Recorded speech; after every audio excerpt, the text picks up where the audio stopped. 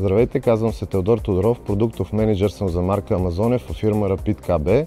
Намираме се на Bata Agro 2024 и имам удоволствието да ви представя пролетна сеялка Амазоне Presea 9000 CC. Сеялката разполага с двукамерен бункер за тор с 6000 литра обем и бункер за семена с обем 2200 литра. Двукамерният бункер за тор позволява използването на два тора, като може да се използват две торови норми.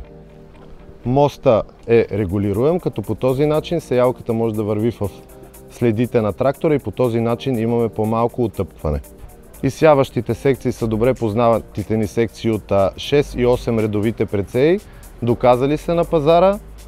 Имаме хидравличен натиск на всяка секция, като имаме и система SmartForce, която позволява равномерен натиск на цялата работна ширина, независимо от типа почви, като по този начин дълбочината на полагане на семето е равномерна и това спомага за дружното поникване на посева.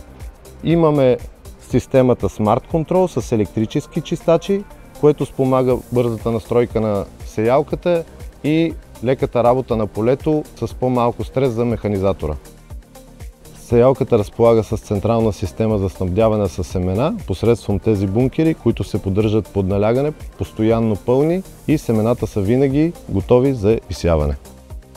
Характерно за тази машина е, че уплътнението на капака на изсяващата камера се движи заедно с изсяващия диск, като по този начин имаме ниска консумация на енергия и не е необходимо допълнителни източници на задвижване и енергия.